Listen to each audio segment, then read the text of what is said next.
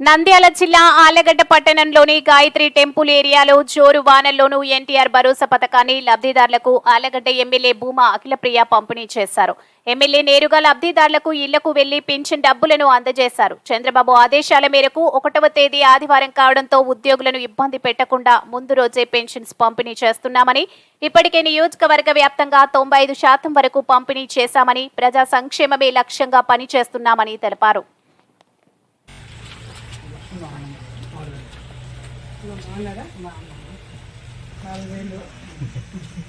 టైంకి ఇచ్చినారు, టైం కన్నా ముందుగానే ఇచ్చినారు, గుర్తుపెట్టుకోవాలి. ఓకే, ముందుగానే ఇచ్చినాము, గుర్తుపెట్టుకోవాలి.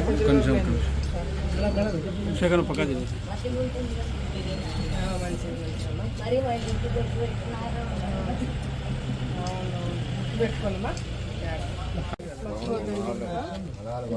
చెప్పిన ప్రకారం పెన్షన్ పెంచడమే కాకుండా టైంకి ఇస్తున్నాం. మంచిదే కదా, ఇంకా పెన్షన్ కూడా పెరిగింది కదా నీకు. అంగన్వాడీ స్కూల్ ఇక్కడ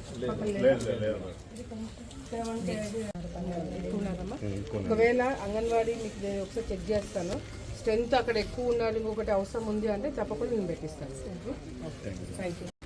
ఏదైతే గత ప్రభుత్వాలు చంద్రబాబు నాయుడు గారు అధికారంలోకి వస్తే ఆయన చెప్పిన మాట ప్రకారం ఒకేసారి పెన్షన్ డబ్బులు పెంచడము, టైంకి అందజేయడం అనేది సాధ్యం కాదు, ఆర్థిక సమస్యలు చాలా ఉన్నాయి అని చెప్పి ఎవరైతే విమర్శలు చేశారో ఈరోజు వాళ్ళే ఆశ్చర్యంగా ఇది సాధ్యం అవుతుందా, అయ్యిందా అనేది కూడా ఈరోజు ఆశ్చర్యపోతున్నారు వైసీపీ నాయకులు. అంటే దానికి కారణము చంద్రబాబు నాయుడు గారి నాయకత్వం వచ్చిన తర్వాత అధికారులు ఏ విధంగా కష్టపడి పనిచేస్తున్నారు, అధికారులు ఏ విధంగా చెప్పిన మాట ప్రకారం మనం నిలబెట్టుకోవాలని చెప్పి ఈరోజు వాళ్ళ జీతాలు కూడా, అధికారుల జీతాలు కూడా కరెక్ట్ టైంకి 1వ తారీఖు పడుతున్నాయంటే వాళ్ళు కూడా నమ్మలేకపోతున్నారు.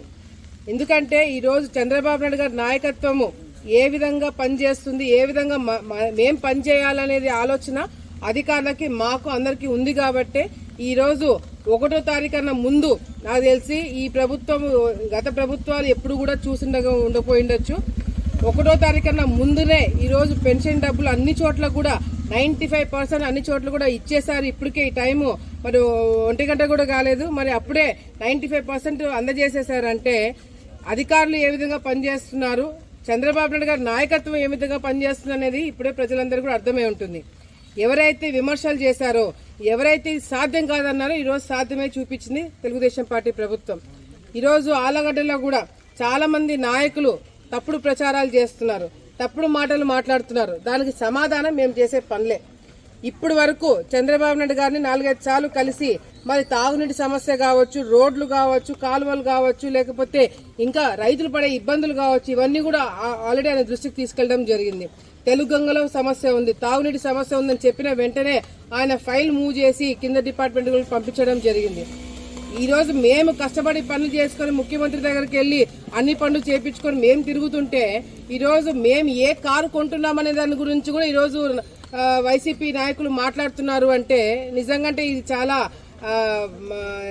వీళ్ళందరినీ చూస్తే నవ్వు వస్తుంది. ఎందుకంటే వీళ్ళకి ప్రతిపక్ష హోదా కూడా లేదు.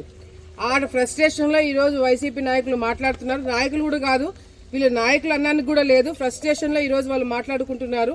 కానీ ఈరోజు చంద్రబాబు నాయుడు గారి నాయకత్వంలో మేము ఎమ్మెల్యే అయిన తర్వాత ఏమేం పని చేయాలా, ఎప్పుడెప్పుడు చేయాలా, ఎవరి కోసం చేయాలనేది అన్ని కూడా ప్లాన్ చేసి పెట్టుకోవడం జరిగింది.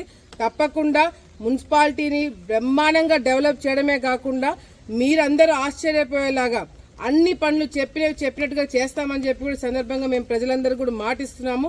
మాట ఇచ్చిన ప్రకారంగా కూడా మొదటి రోజు నుంచి కూడా ఈ రోజు వరకు వచ్చే రోజుల్లో కూడా అన్ని మాట ఇచ్చిన ప్రకారం అన్ని కూడా నిలబెట్టుకుంటామని చెప్పి వీళ్ళలాగా పెన్షన్ పెంచుతామని చెప్పి 5 సంవత్సరాలకి 200, 3 సంవత్సరాలకి 1000 రూపాయలు పెంచే ప్రభుత్వం కాదు ఇది.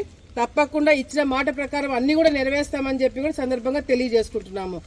వచ్చి 2 నెలలు అవుతుంది. ఈ 2 నెలల్లోనే ఎన్ని విమర్శలు, అది చేయలేదు ఇది చేయలేదు. వీళ్ళు 2 టర్మ్స్ కి అంటే ఇంకొకసారి ముఖ్యమంత్రి అయినా వీళ్ళు చేత అయ్యేది కాదు. అట్లాంటిది 2 నెలలకి మా మీద విమర్శలు చేయడం మొదలు పెట్టారంటే వీళ్ళందరూ కూడా ఫ్రస్ట్రేషన్ లో ఉన్నారని చెప్పి చాలా స్పష్టంగా అర్థమవుతుంది. మీ ఫ్రస్ట్రేషన్ తగ్గించుకోండి.